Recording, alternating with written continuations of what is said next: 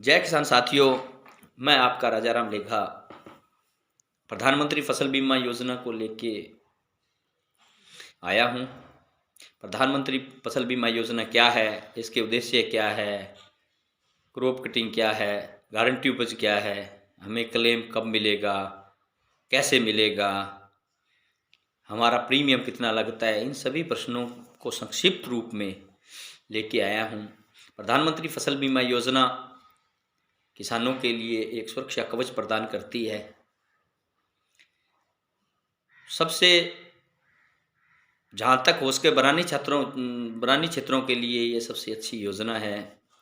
बरानी क्षेत्र वर्षा पे निर्भर होते हैं और वर्षा कभी समय पे आई नहीं आई, बीजाणु होने के बाद नहीं आए, तो हम उस गारंटी उपज तक भी हम उसको गारंटी उपज तक के जितना लॉस हुआ है उसका 80% तक क्लेम के हकदार होते हैं।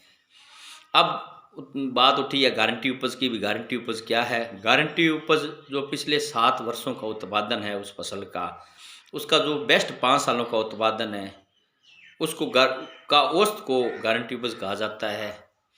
और क्रॉप कटिंग क्या है?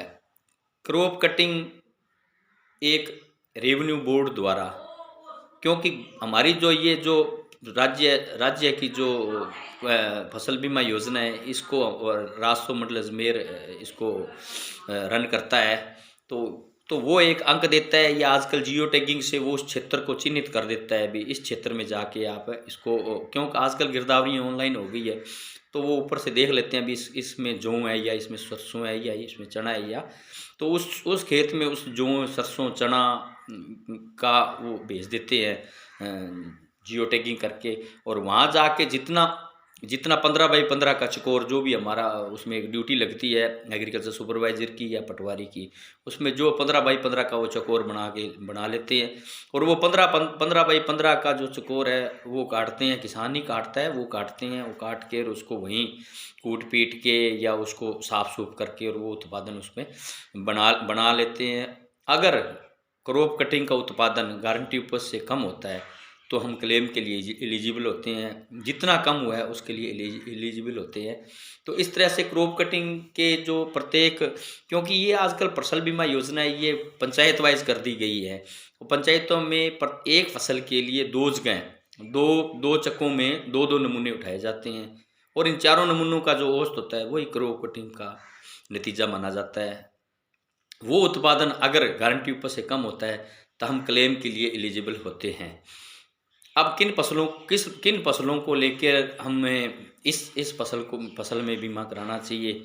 जहाँ तक रिस्क फैक्टर की बात होती है, तो अभी जो रबी की जो फसल है उसमें चना में सबसे अधिक रिस्क फैक्टर है, लगभग 13% है, जौ में 9% के लगभग रिस्क फैक्टर है, सरसों में 7% के रिस्क फैक्टर है, और गेहूं में 5% के ऑफ इसको फैक्टर है।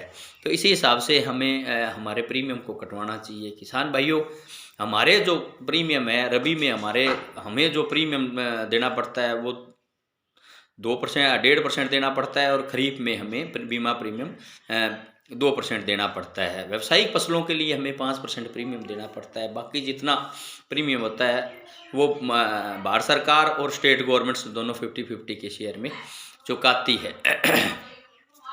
अब हमारे नुकसान हो जाए तो हमें बीमा कैसे मिलेगा? अगर व्यक्तिगत नुकसान हो, जैसे मान लो किसी के खेत में आगजनी हो गई, या किसी के खेत में मान लो अपने क्या कहते हैं आंधी आ गई, उसका फसल को उठा के ले गई, तो उस दिशा में हम अगर ऑफलाइन अगर दावा करते हैं तो हम 7 दिनों के अंदर SDO ऑफिस, एग्रीकल्चर जो AD होते हैं उनका ऑफिस, और बैंक या बीमा कंपनी के प्रतिनिधि, इन चारों को व्यक्तिगत रूप से लिखित में हम उनको दे सकते हैं।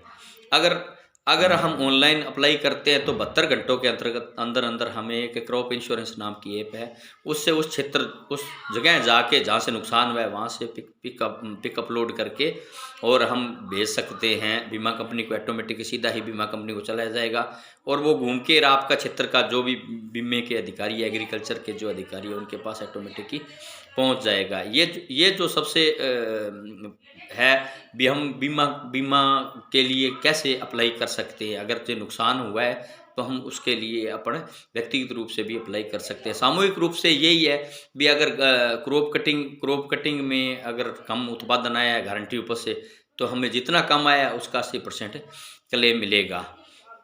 तो नमस्कार साथियों, नमस्कार।